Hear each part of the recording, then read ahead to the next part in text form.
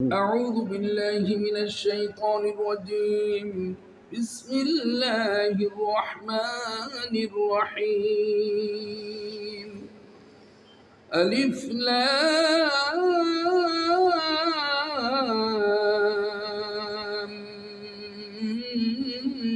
ميم. ذلك الكتاب لا ريب فيه هدى للمتقين.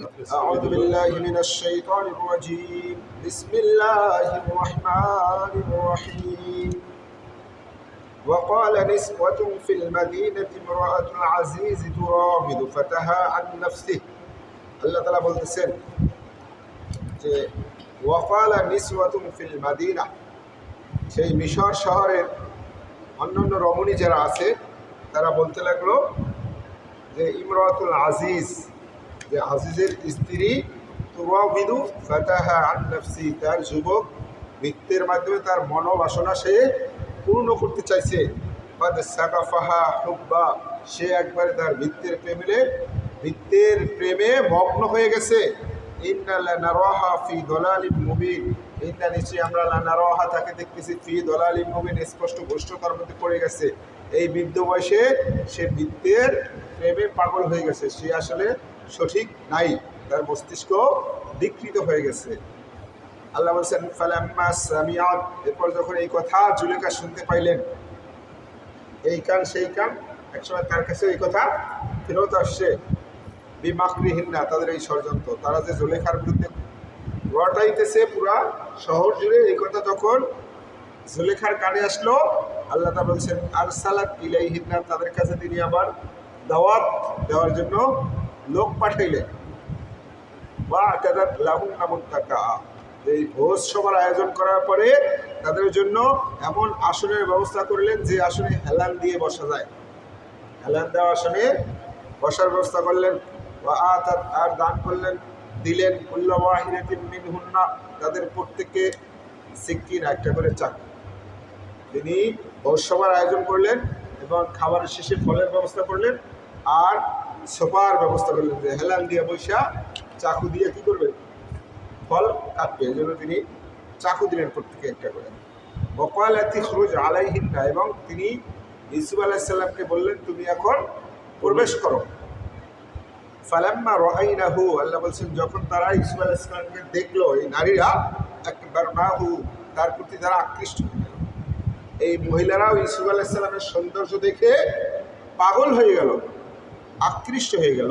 অকত্তানা, কেটে ফেললো আইদিয়াহুন্না, তাদের হাত, মানে ছুরি দিয়া ফল কাটতেছিল। যখন ইউসুফ আলাইহিস সালাম ঢুকছে, এক নজর তাকে দেখার পরে তারা ওখানে তার প্রতি আকৃষ্ট হয়ে গেছে, যার কারণে ফলের পরিবর্তে নিজেদের হাত কাটতেছে। এটা কিন্তু গল্প না, এটা কিন্তু বাস্তব। এটাই বলছি, গল্প না, ফল কেটে হাত কাটতেছে কিন্তু হুঁশ নাই।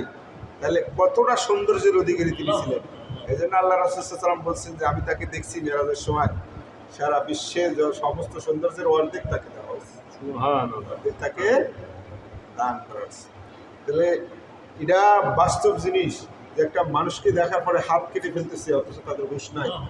কতটা সুন্দর করে আল্লাহ বানাইছে। তাহলে সেই আল্লাহ কত সুন্দর, যে তোমার সৃষ্টি যদি হয় আল্লাহ এত সুন্দর না জানি তুমি, তাহলে কত সুন্দর। এই জন্য আল্লাহর দিদারই হইল সবচেয়ে বড় হওয়া। অপল্লা, তারা বললো হাশা লিল্লাহ, নিশ্চয়ই আল্লাহ পবিত্র, আল্লাহ মহান। মা হাদা বাশারা, এ তো কোনো মানুষ না, মানুষ তো এরকম হতে পারে না, মানুষ এরকম হতে পারে না। তারা প্রথম দেখলো ইন হাদা ইল্লা মালাকুন কারীম, এ তো হলো সম্মানিত ফেরেশতা, এ নরমাল ফেরেশতাও না, আল্লাহকে যে সুন্দর করে বানাইছে। তখন এই হাত কাটার পরে পরিস্থিতিটা কিরকম দাঁড়াইছে, যে তারা জুলেখার বিরুদ্ধে কুচ্ছা রটাইতেছিল, সে তার বৃত্তের প্রেমে পাগল হয়ে গেছে। তাদেরকে পরীক্ষা করার জন্য আসছে, তারা সবাই পরীক্ষায় ফেল করছে। তখন জুলেখা বলতে লাগলো ফাযালিকুমুল্লাযী লুমতুমুনি ফী, এই ব্যক্তি সেই ব্যক্তি যার বিরুদ্ধে, যার জন্য আমাকে তোমরা অপবাদ দিচ্ছ যে আমি তার প্রেমে পাগল হয়ে গেছি। তোমরা এক নজর দেখার কারণে হাত কেটে ফেলছো, তাহলে আমার সামনে সবসময় থাকে আমার কি অবস্থা। ওয়ালাকাদ রাআতুহু আন নাফসি, এবং সে বলল যে ওয়ালাকাদ রাআতুহু, আমি তাকে ফুসলাইতেছিলাম, আন নাফসি, আমার নিজের দিকে তাকে সবসময় উত্তেজিত করতেছিলাম, ইফটিজিং করতেছিলাম। ফাস্তাসাম, কিন্তু সে নিজেকে পবিত্র রাখছে। খুব কঠিন বিষয় যে নারী যদি আহ্বান করে সেখান থেকে নিজেকে ফিরে যাওয়া, আর যার সামনে সবসময় ঘুরে, যে সেই ব্যাপার না যে আল্লাহ কোরআনে বলে দিচ্ছেন। এইটাই হলো ইসলাম ধর্ম অন্য ধর্মের পার্থক্য। হিন্দু ধর্মে হইলো কি, যে মামিরে নিয়ে ভাগিয়ে গেছে কৃষ্ণ, রাধা কৃষ্ণ মামিরে নিয়ে ভাগিয়ে গেছে। আবার মহিলারা যখন গোসল করতে যাইতো তাদের এই নিয়ে ওই যে খিচুনি কয় কাপড় চোপড় নিয়ে সে পালাই দিত, কাপড় নিয়ে চলে যেত। ওখানে হইলো সব অশ্লীলতা। আর এখানে আল্লাহ শিখাইছেন যে এত ভয়ঙ্কর পরিস্থিতিতেও কিভাবে আল্লাহর ভয়ে অশ্লীলতায় লিপ্ত না হয়। এই শিবলিঙ্গের পুজো করে কেন? রহস্য হলো যে শিব খুব শক্তিশালী ছিল, তার অনেকগুলো স্ত্রী ছিল, এই জন্য এরা যে পুজো করে যে তার স্বামীও যেন এরকম শক্তিশালী হয়। যত যৌনতা এগুলো সব ওর ভিতরে ভরা, কিন্তু ইসলাম কি শিখাচ্ছে? ওর কাছেও যায় না, ওলা তা করবো জিনা, ওটার কাছেও যাওয়া না, ওরা তো আল্লাহ এখানে শিখাই দিছে যে এই পরিস্থিতিতেও নবী লিপ্ত হয় না। ওই রাধা কৃষ্ণের কাহিনী না যে মামির নিয়ে ভাগ্যে যাবে, এই ঘটনা ইসলামে না। ইসলামে আরো বলছে অন্যের বিবাহিত স্ত্রী তোমার জন্য হারাম, আর সেখানে আত্মীয় মামার স্ত্রী নিয়ে ভাগা। এটাই বলে যে সত্যর সাথে আল্লাহ বলছে না জাল হাক ওয়া যাহাকাল বাতিল, সত্য এসে গেছে, মিথ্যা বিলুপ্ত। ওয়ালা ইন লাম ইয়াফআল, এবং সে ধমকও দিল যে ওয়ালা ইন লাম ইয়াফআল, সে যদি রাজি না হয় এই কথায়, মা আমরুহু, আমি তাকে যে নির্দেশ দিছি। এখন সে কমান্ডের দিকে চলে গেছে, কারণ সে হলো মনিব, আর ইসুফ আলাইহিস সালাম সে হলো গোলাম। এখন সে যেহেতু আপুষি হয় নাই, এই জন্য সে প্রেশারে দিতে গেছে যে তার অবস্থানের ভিত্ত, আমার অর্ডার যদি সে না মানে লাইউস জানান না, তাকে অবশ্যই আমি জেলে নিক্ষেপ করবো, ওয়ালা ইয়াকুনা মিনাস সাগিরিন, আর তাকে আমি নিকৃষ্ট করে একবারে অপদস্থ করে ফেলবো। এখন সে রাজপুত্রের মতো আছে, আমি তাকে রাখছি দেখে এত সুন্দর সৌন্দর্য, সে যদি আমার কথায় রাজি না হয় তাকে জেলে দিব এবং এই অপদস্থ করে থাকবে, এই রাজপুত্রের মতো সে আর থাকবে না।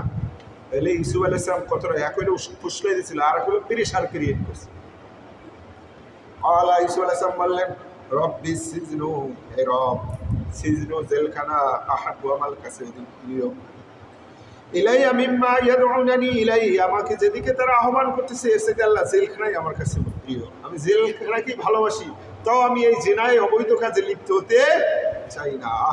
পবিত্র থাকার জন্য তিনি আল্লাহর কাছে দোয়া করলেন যে আল্লাহ আমাকে দরকার জেলে দেখ, তাও আমি এই কাজে লিপ্ত হতে চাই না।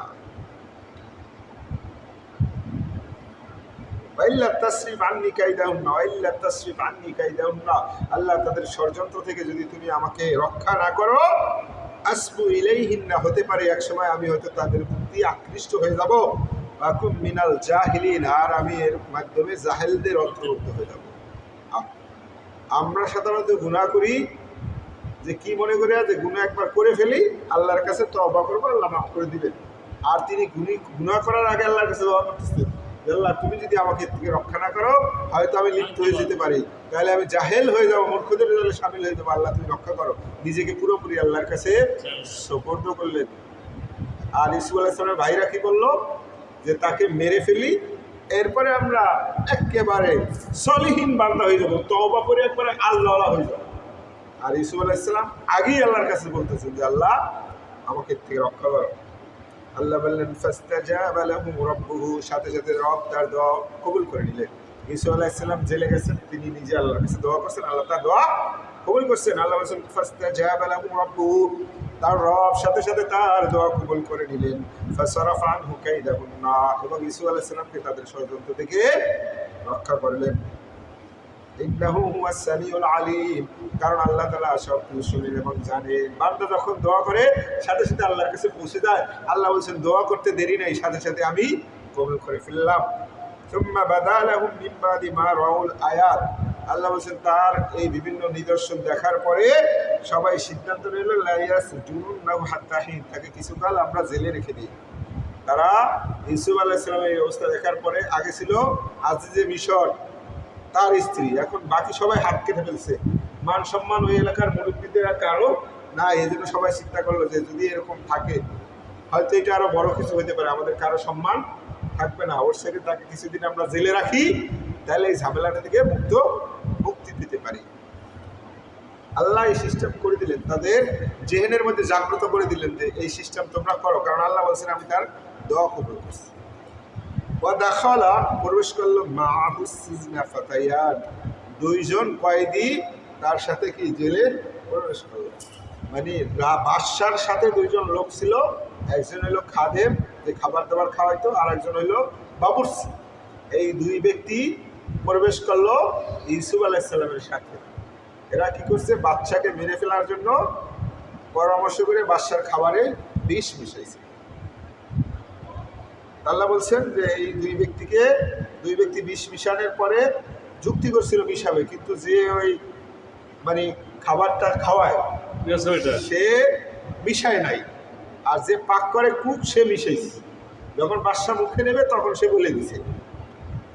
এই জন্য এখন ও আর স্বীকার করে না যে আমি লাগাইছি, ও বলে ওর কথা, ওর বলে এর কথা। তখন এরা সিদ্ধান্ত নিল তাহলে কিছুকাল জেলে থাকুক, আগে সত্য ঘটনা বের করি কি খবর। আল্লাহ বলছেন এই দুই যুবক ইউসুফ আলাইহিস সালামের সাথে জেলে গেল। ক্বালা আহাদুহুমা, দুইজনের একজন বলল ইউসুফ আলাইহিস সালামকে, ইন্নী নিশ্চয়ই আমি আরানি স্বপ্নে দেখলাম, আওসিরু খামরা আমি আঙ্গুর চিবাই রস বের করতেছি। এখন তো ব্লেন্ডার মেশিন আছে, তখন তো হাত দিয়ে চিবাইয়া রস বের করে তারপরে খাওয়াইতো। অকাল আখর, অপর ব্যক্তি বলল ইন্নী নিশ্চয়ই আমি আরানি স্বপ্নে দেখলাম, আহমিলু বহন করতেছি, ফাওকা রাসি আমার মাথার উপরে, আমার মাথার উপরে খুব জান রুটির জুড়ি, তাকুলু তৈরু মিনহু ওখান থেকে পাখিরা খেতেছে। আমি রুটি বহন করে নিয়ে যাচ্ছি আর পাখিরা ওখান থেকে খাইতেছে। এতে সে মনে করলো যে তাহলে আমার জন্য কোনো সুখবর আছে, যেহেতু আমি রুটি বহন করতেছি তাহলে সুখবর আছে। এই জন্য বলা হয়েছে যে যদি স্বপ্ন দেখেন তাহলে আল্লাহ লোক ছাড়া নর্মাল লোকের কাছে বলার দরকার নেই। যদি খারাপ স্বপ্ন দেখেন বলারই দরকার নেই। স্বপ্ন ঝুলে থাকে পাখির পায়ের সাথে, মানে আসমানে ঝুলে থাকে, যখন সে মানুষের কাছে বলে তখন স্বপ্ন কার্যকর হয়। আর যদি বলেনও আল্লাহ লোকের কাছে যেয়ে বলতে হবে যে নেগেটিভ না হয়। এবার তারা বললেন লাব্বিনা বিতাবিলিহি, আমাদের দুইজনের এই যে স্বপ্ন দেখলাম এটার ব্যাখ্যাটা আপনি বলেন। ইন্না নারাকা, নিশ্চয়ই আমরা আপনাকে দেখতেছি, মিনাল মুহসিন বান্দা হিসেবে। তিনি ছিলেন রাসূল, আল্লাহর রাসূল, আর পৃথিবীর সবচেয়ে সৌন্দর্যশীল লোক। তার কথাবার্তাও কত সুন্দর, এই জন্য তার আচরণে বুঝতে পারছেন এই ব্যক্তি সাধারণ মানুষ না। এই জন্য তার কাছে এসে বললেন যে আপনাকে দেখি তো মুহসিন বান্দা মনে হয়, আপনি আমাদের ব্যাখ্যাটা একটু বলে দেন। ক্বালা, ইউসুফ আলাইহিস সালাম বললেন, লা ইয়াতিকুমা তাআম তুরযাকানিহি, তোমাদের যে পরবর্তী খাদ্যটা আসবে, যেটা তোমরা খাবারটা খাও, ইল্লা নাবাতুকুমা বিতাওবিলিহি ক্বাবলা আন ইয়াতিয়াকুমা, এই খাবারটা আসার আগেই আমি তোমাদের ব্যাখ্যাটা বলবো, কিন্তু তার আগে আমার কিছু কথা আছে, সেইগুলা শোনো। এখন এই দুইজন যেহেতু এসে স্বপ্নের কথা বলছে, সমস্ত কয়েদিনের মধ্যে একটা আলোড়ন হয়ে গেছে না, স্বপ্নে এই কথা দেখছে, দেখি সে কি বলে। আর ইউসুফ আলাইহিস সালামও একটা সুযোগ নিলেন যে এখন আমার দিন প্রচার করার একটা সুযোগ। এই জন্য তিনি বললেন যে তোমাদের স্বপ্নের ব্যাখ্যা আমি বলবো, আগে আমার কিছু কথা শোনো। যার কারণে তারা ওখানে অপেক্ষা করতেছেন আমাদের ব্যাখ্যার জন্য, আর বাকি লোক এই জন্য মনোযোগ সব এই দিকে আকর্ষণ হয়েছে। তিনি বললেন যালিকুমা, আমি যে তোমাদের ব্যাখ্যাটা বলবো সেটা হইল মিম্মা আল্লামানি রব্বি, আমার রব আমাকে যে কথা শিক্ষা দিচ্ছেন সেইটা। প্রথমেই তিনি বলে দিয়েছেন, নিজেকে দুর্বল করে দিয়েছেন যে আমি মুসলিম বান্দা হইলেও আমাকে আল্লাহ শিক্ষা দিচ্ছে, সেইটা আমি তোমাদেরকে ব্যাখ্যা করে শোনাবো। এর মাধ্যমে তিনি প্রথম রবের পরিচয় দিলেন, আর এমনভাবে বললেন যে তারা যাতে বোঝে তাহলে রবটা কি। সে নিজে বলবে না, রবের কাছটা বলবে, এলেমটা আছে, তাহলে সে কে, রবকে। তাহলে তাদের মনোযোগ পুরোপুরি এদিকে চলে আসে। তিনি বললেন ইন্নী তারাক্তু, নিশ্চয়ই আমি বাদ দিছি, মিল্লাতা কওম, তোমাদের জাতি সে ধর্মবিশ্বাসের উপর আছে, আমি আসলে এই ধর্মের লোক না। লা ইউমিনুনা বিল্লাহ, তারা ওই আল্লাহকে বিশ্বাস করে না। ওহুম বিল আখিরাতি হুম কাফিরুন, তারা হইল পরকালে বিশ্বাস করে না। তোমরা তো মুসলিম বান্দা মনে করছো, আসলে আমি তোমাদের এই ধর্মের না, আমি রবের কাছ থেকে শিখি। এই রবের প্রতি তোমার কম বিশ্বাস করে না, তারা মূর্তি পূজা করে, আমি তাদের দলে নাই। মানে তিনি ওখান থেকে তাদেরকে বুঝিয়ে দিলেন যে আসলে আমি তোমাদের ওই মূর্তি পূজার ধর্মে আমি বিশ্বাসী না। আত্তাবাতু, তাহলে আমি কিসের অনুসরণ করি? মিল্লাতা আবাই, আমার যে পিতৃপুরুষ আছে তাদের ধর্মের। ইব্রাহিম, ইব্রাহিম ইসহাক ইয়াকুব, ইসাক এবং ইয়াকুব। মানে তারা কিন্তু ইব্রাহিম আলাইহিস সালামের কথা জানতেন যে ইব্রাহিম আলাইহিস সালাম নবী ছিলেন, রাসূল ছিলেন। এরপরে এই জন্য তিনি নিজের পরিচয়, বাবার পরিচয়, দাদার পরিচয় ইব্রাহিম আলাইহিস সালাম সহ দিলেন।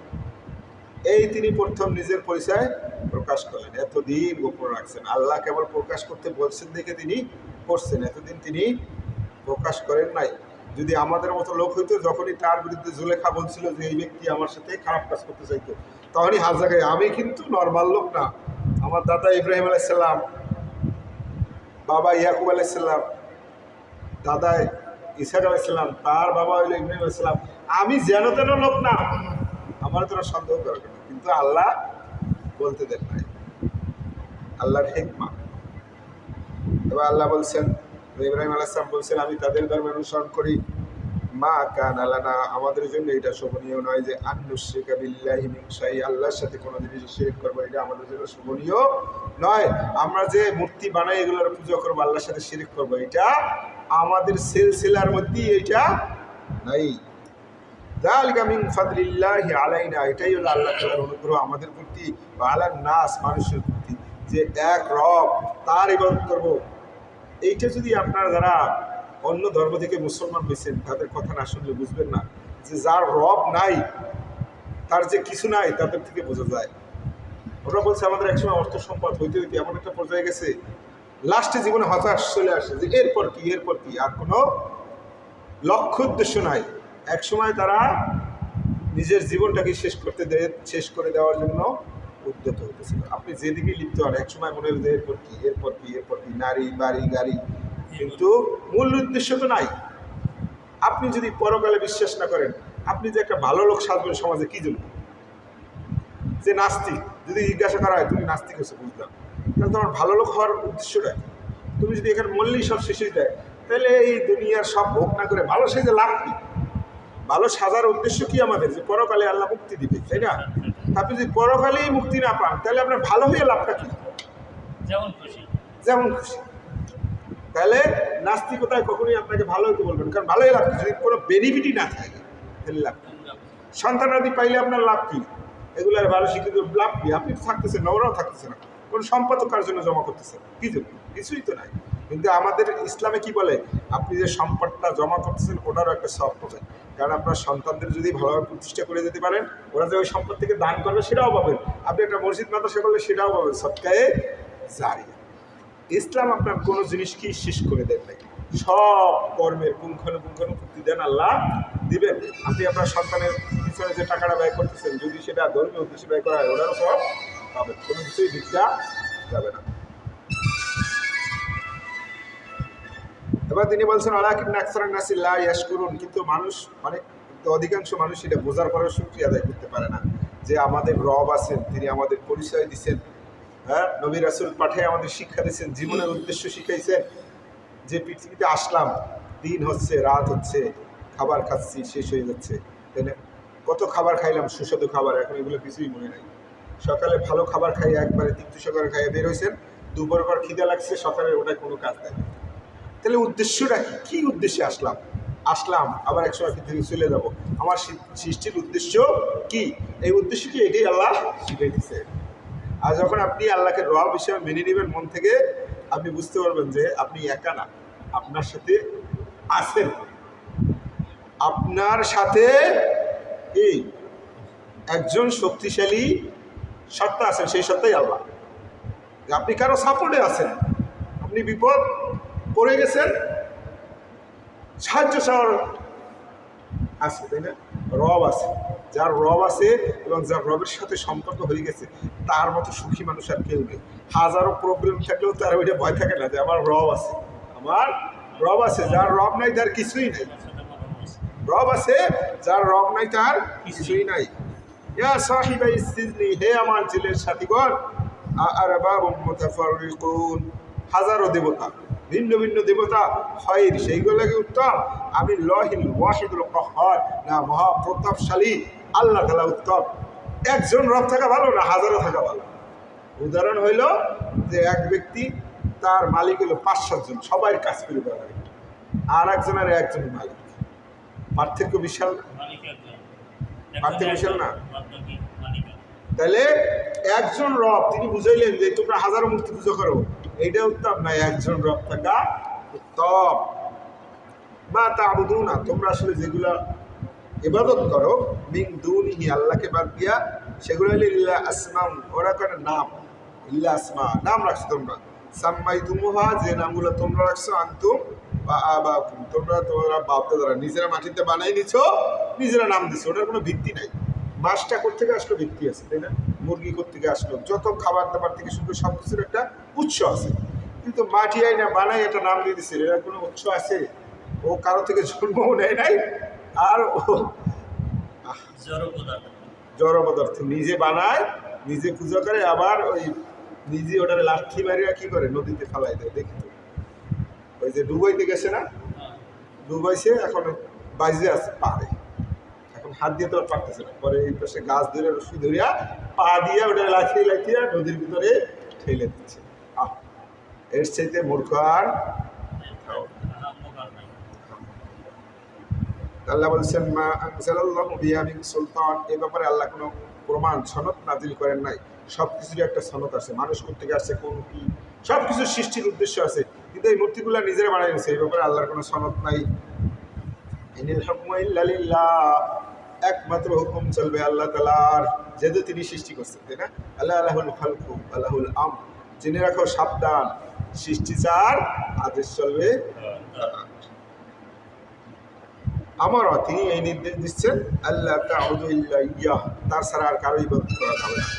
একমাত্র ইবাদত হবে কার? আল্লাহ তাআলা। দুনিয়ার সাহায্য সহযোগিতা সূরা ইউসুফ, আমরা ধারাবাহিক করি শুরু থেকে, এখন ইউসুফ আপনার ইবাদত একমাত্র হবে কার?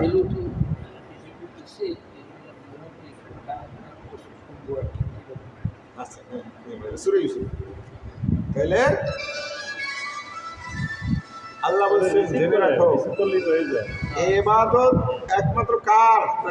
আল্লাহ। দুনিয়া একজন একজন হেল্প করতে পারবে, কিন্তু ইবাদতের উদ্দেশ্য হবে একমাত্র আল্লাহ। যালিকা দ্বীনুল কাইয়্যিম, এটাই হলো সুপ্রতিষ্ঠিত দ্বীন। ওয়ালাকিন্না আকসারান নাসি লা ইয়ালামুন, কিন্তু মানুষের অধিকাংশ এটা বুঝতে পারে না যে তাকে সৃষ্টি যে করলো। আল্লাহ বারবার বলছেন যে আমি তো তোমাদের কাছে রিজিকও চাই না, টাকা পয়সাও চাই না, আমি তোমাদেরকে খাওয়াই, শুধু কি স্বীকৃতি দিবা আমি তোমাদের সৃষ্টি করছি, আমি তোমাদের রব। টাকা লাগবে না, পয়সা লাগবে না, কিছু লাগবে না। দুনিয়ায় যা করতে যাবেন সব জায়গায় টাকা লাগবে, তাই না? এক কাপ চা খাইতে যান, রিক্সায় যান, যেখানে যান, কিন্তু একমাত্র ইবাদতের ক্ষেত্রে কোনো টাকা পয়সা লাগে না, আল্লাহকে মানতে। এবার এই হলো আল্লাহর পরিচয় দিলেন, তিনি তাদেরকে দাওয়াত দিলেন। এরপর তিনি বলছেন ইয়া সাহিবাইস সিজনি, হে আমার জেলের সাথীরা, আম্মা আহাদুকুমা, তোমাদের মধ্যে একজন, ফায়াসতি রাব্বাহু খাবরা, সে তার যে মালিক আছে, বাদশা আছে, তাকে যাই আবার সেই কাজে লিপ্ত হবে। সে আগে যে শরবত বানায় খাওয়াইতো, জুস বানায় খাওয়াইতো, ওই চাকরিতে সে আবার ফিরে যাবে। ওয়াম্মাল আখর, আর অন্য ব্যক্তি, ফায়ুসলাবু, তাকে শুলে চড়ানো হবে। পাখি তার মাথা ঠুকরাই ঠুকরাই খাবে। তিনি এই কথা বলে দিলেন।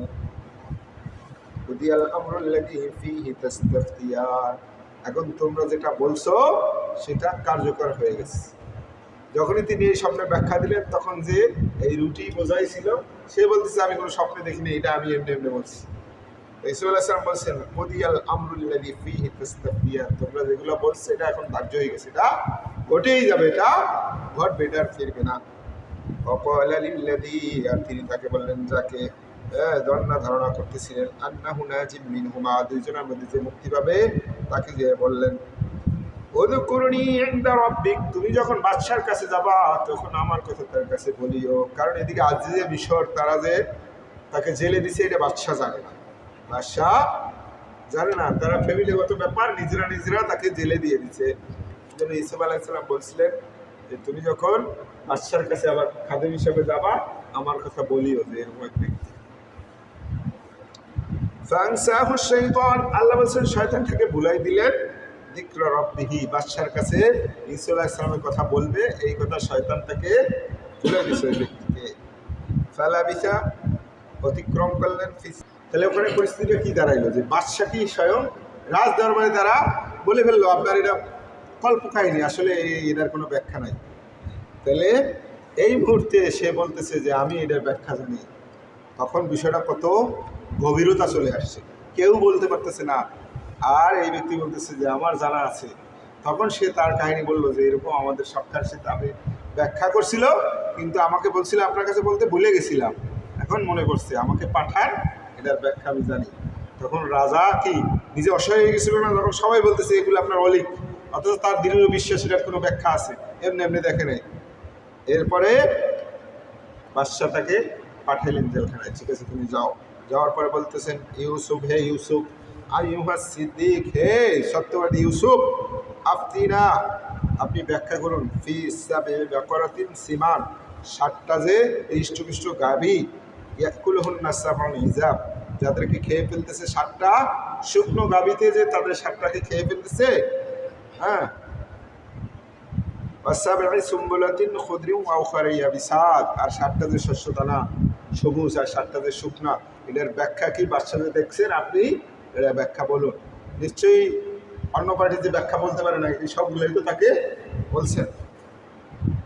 লাআল্লি আরজি ইলান নাস, আমি আপনার কাছে ব্যাখ্যাটা শুনবো এবং তাদের কাছে ফিরে যাব, লাআল্লাহুম ইয়ালামুন, যাতে তারা জানতে পারে যে ব্যাখ্যাটা কি, সঠিক ব্যাখ্যাটা কি, আপনি আমাকে জানাই দেন। ক্বালা, ঈসা আলাইহিস সালাম বললেন, তাজরাউনা, তোমরা চাষাবাদ করবে, 7 সিনিনা দাবা, একটানা 7 বছর তোমরা চাষাবাদ করবে। ফামা হাসাদতুম, এই 7 বছরে যখন তোমরা ফসল কাটতে যাবে, ফাদারুহু ফি সুমবুলিহি, তখন এই ফসল গোড়া সহ কাটবে, পুরো গাছটা যাতে থাকে। ইল্লা কালিলাম মিম্মা তাকুলুন, শুধু নিজেরা যেটুকু খাওয়ার সেটুকু খাবে, আর বাকিটা কী করবে, শীষ সমেত রেখে দেবে, গোড়া সহ। শুধু কমটা মাথা থাকলে ওইটা নষ্ট হয়ে যাবে, আর যদি গোড়াটা থাকে ওইটা সহ থেকে যাবে। কারণ ওর আল্লাহ এটার রহস্য জানেন, ও হয়তো ওখান থেকে খাদ্য গ্রহণ করবে যাতে থাকতে পারে, এই জন্য এবার বলে দিলেন যে শীষ সহ রেখে দিতে হবে 7 বছর। থুম্মা ইয়াতি মিন বাদি যালিকা সাবউন শিদাদ, এরপরে এমন 7টা বছর আসবে, কঠিন বছর। ইয়াকুলনা, তখন তোমরা খাবে, মা কদ্দামতুম লাহুন্না, ওই যে সংরক্ষণ করছো ওখান থেকে খাবে, ইল্লা কালিলাম মিম্মা তুহসিনুন, শুধু সেটুকু বাদও যেটুকু থেকে যায়, যেটুকু রেখে দাও সেটুকু পাবে, ওই 7 বছর এখান থেকে খেতে থাকবে। থুম্মা ইয়াতি, এরপর আসবে মিন বাদি যালিকা, 7 বছরের পরে, আমন, এমন এক বছর, ফিহি ইউবাসুন নাসু ওয়া ফিহি ইয়াসিরুন, সেই বছরে এমন বৃষ্টিপাত হবে, এমন ফসল হবে, তখন তোমরা আমোদ ফুর্তি করতে পারবে, ব্যাপক পরিমাণ ফসল হবে। এখন মিলছে না, 7টা গাভী, চিকন গাভী, মানে ওই 7 বছরের সম্পদ পরবর্তী, আর সেই জিনিসটা কী হবে সেটাও বলে দিচ্ছে, শীষ। এই 7 বছর হবে, ওই 7 বছর হবে না, এই জন্য তোমরা এটা দিয়ে ওইটা। এরপরে যখন এই ভিত্ত আইসা বাদশার কাছে স্বপ্নের তাবির ব্যাখ্যা করছেন, তখন সবার কাছে গ্রহণযোগ্য হয়েছে যে এটা মিলে। আর যদি আমরা এটা নাও মানি, যদি এরকম ঘটনা হয়ে যায় তখন কি হবে? আর আল্লাহ তো সব করতেছেন, তার অন্তরেও দৃঢ় করে দিলেন যে না, এটি হলো সঠিক ব্যবসা, সঠিক ব্যাখ্যা। অকল মালিকু, যখন এই বাদশা বলল মালিকু তুনি বিহি, তাকে নিয়ে আসো আমার কাছে, এত সুন্দর ব্যাখ্যা কেউ দিতে পারে নাই, তাকে আমার কাছে নিয়ে আসো, আমি তাকে এক নজর দেখি। আল্লাহ বলতেছেন যখন বাদশার দূত ইউসুফ আলাইহিস সালামের কাছে গেলেন, ক্বালা রুজি ইলা রাব্বিকা, তখন তিনি বললেন তুমি ফিরে যাও তোমার বাদশার কাছে, ফাসআলহু, তাকে জিজ্ঞাসা করো, মা বালুন নিসওয়াতিল্লাতী কাত্তা'না আইদিয়াহুন্না, মা বালুন নিসওয়া, সেই মহিলাদের কি খবর, আল্লাতী কাত্তা'না আইদিয়াহুন্না, যারা হাত কেটে ফেলছিল, সেইটা আসল ঘটনা কি, এটা যেন বাদশাহ তদন্ত করে দেখে। আল্লাহ রাসূল সাল্লাল্লাহু আলাইহি ওয়াসাল্লাম বলছেন, ঈসা আলাইহিস সালাম কত ধৈর্যশীল, এত বছর জেলে রয়েছেন, তাকে বাদশাহ মুক্তি দিয়েছেন, তার কাছে ডাকছেন, কিন্তু তিনি যান নাই। তিনি শর্ত দিলেন যে বাদশাহ যেন সেই নারীদের হাত কর্তনের ঘটনাটা একটু তদন্ত করে দেখেন। বাদশার কাছে যখন এই ঘটনা আসছে, বাদশাহ আশ্চর্য হয়ে গেছে না, যে এক কয়েদিকে আমি মুক্তি দিতে চাই আর সে আমাকে শর্ত দেয়, আসলে ঘটনা কি। যখন শুনছে যে মহিলাদের হাত কাটার ঘটনা, তখন বাদশার কাছে একটা আকর্ষণীয় লাগছে না, যে ব্যাপারটা কি, এই জন্য মহিলার হাত কাটছে, তাহলে এই ঘটনার রহস্য বের করি। ইউসুফ আলাইহিস সালাম চাইলেন যে শহরে যে রটে গেছে যে ইউসুফ আলাইহিস সালাম দোষী, যার কারণে জেল হয়েছে, যাতে এই ঘটনা তদন্ত করার মাধ্যমে তিনি নির্দোষ প্রমাণিত হন, নির্দোষ প্রমাণিত হয়ে যেন তিনি ফিরে আসতে পারেন। ইন্না রব্বি বিকাইদিহিন্না আলিম, আমার রব আল্লাহ তাআলা তাদের ষড়যন্ত্র সব জানেন। তোমার বাদশাকে বলো সেই সম্পর্কে একটু খোঁজ খবর নিতে। কলা, তখন বাদশাহ বললেন, মা খাতবুকুন্না, তোমাদের খবরটা কি, সব মহিলাদের একত্রিত করছেন এবং বললেন, এখন খবরটা কি বলো। ইদ রাওয়াতুন্না ইউসুফ আন নাফসি, যখন তোমরা ইউসুফকে ফুসলাইতেছিলে তোমাদের সাথে অশ্লীল কর্ম করার জন্য, সেই ঘটনাটা কি ঘটছিল, এখন তোমরা বলো। বাদশাহ তো তদন্ত করে বের করছেন, সবাইকে নিয়ে আসছেন, ঘটনা কি, এখন তাদেরকে জিজ্ঞাসা করতেছেন, কি খবর তোমরা বলো। বলনা, তখন তারা বললো, হাশা লিল্লাহ, সমল মহিমা আল্লাহ তাআলার, আল্লাহ পবিত্র, মা আলিমনা আলাইহি মিন সু, এই ব্যক্তির ব্যাপারে আমরা কোনো একটু মন্দ কিছুই দেখি নাই, তাকে যে আমরা দোষারোপ করব, ইনি আল্লাহর ফেরেশতা, এনার ব্যাপারে আমাদের এরকম কোনো কথা বলার অধিকারী নাই। ক্বালাত ইমরাতুল আজিজ, তখন এই জুলেখা আজিজের স্ত্রী, সে বলতেছে, আল আনা, এখন হাসাস আলী হাক্কু, সত্য তো প্রকাশই হয়ে গেছে, এখন সত্য প্রকাশই হয়ে গেছে। আনা রাতুহু আন নাফসিহি, আমি তাকে ফুসলাইতেছিলাম আমার সাথে যৌন কর্ম করার জন্য। ওয়া ইন্নাহু লামিনাস সাদিকিন, আর সে হলো সত্যবাদী, সে যে নির্দোষ এটা বাস্তব, আমি স্বীকার করে নিলাম, আমি এটার দোষী। যালিকা লিয়ালামা, এইটা এই জন্য যাতে জানতে পারে, আননিলাম আখুনহু বিল গায়ব, ঈসা আলাইহিস সালাম বলতেছেন যে এইটা প্রমাণ করলাম এই জন্য, আজিজে বিষয় তো তখন আছে, যাতে সে জানতে পারে যে আমি তার অবসরে কি করি নাই, খেয়ানত করি নাই। কারণ যতই যা হোক, আজিজে মিশর তো ঈসা আলাইহিস সালামকে কিনে নিয়েছিলেন, তাকে ছেলের মতো বড় করছেন, ভালো থাকতে। এখন এত বড় ঘটনা কিছুটা হলেও তো অন্তরে দাগ কাটছে, যদি সত্য হয়ে থাকে। এই জন্য ঈসা আলাইহিস সালাম বললেন যে এখন সে জেনে নে যে আমি তার অবসরে একটি খেয়ানত করি নাই। আর যারা খেয়ানতকারী তাদেরকে আল্লাহ কখনোই সঠিক পথ দেখান না। আমি যে খেয়ানত করি নাই এইটা প্রমাণ করার জন্যই এই শর্তটা দিয়েছিলাম। আমি আমার নফসকে নির্দোষ মনে করতেছি না। নফস তো সবসময় খারাপ কাজেরই আদেশ দেয়। দেখবেন একটা কাজ করতে গেলে দুইটা পক্ষই যায় না নিজের মনের ভিতরে, একজনে বলে করো আর একজনে বলো করিস না, দুইটার ভিতরে যুদ্ধ লাগে, যে জয়ী লাস্টে যদি সে দিনদার ব্যক্তি হয় তাহলে হয়তো ফিরে আসতে পারে, আর যদি সবের পরিবর্তে পাপ বেশি হয় তখন আম্মারা নাফসে, আম্মারা যে খারাপ কাজে আদেশ দেয় এই জয়ী হয়ে যায়, বলে যে করবে না, এরপরে যে মাপ চাইবে না আমার কাছে, আল্লাহর কাছে ক্ষমা চাই নিবে। আরে তিনি বলতেছেন যে আমিও আমার নফসকে নির্দোষ মনে করতেছি না, নফস তো সবসময় খারাপ কাজেরই আদেশ দেয়। ইল্লা মা রহিমা রব্বি, কিন্তু আমার রব যাকে একমাত্র রহম করেন সেই এর থেকে বাঁচতে পারেন। ইন্না রব্বি গফুরুর রহিম, নিশ্চয়ই আমার রব ক্ষমাশীল দয়ালু। এখানেও তিনি আল্লাহর বরত্ব জাহির করে দিলেন, বাচ্চার সামনে রবের পরিচয় দিয়ে দিলেন যে আসলে আমিও নির্দোষ মনে করতেছি না, আমিও ফেরেশতা না, আমার নফসেও খারাপ কাজ আদেশ দেয়, মানুষের নফস এরকমই, কিন্তু আমার রব আমাকে রহম করছেন, তিনি যদি রহম করেন তাহলে এরকম হয় না। মানে ওখানেও রবের পরিচয় দিয়ে দিলেন পুরো বাদশার সামনে, তাই না? রবকে সবসময় বড় রাখতে হবে, তাই না? আমার রব আল্লাহ।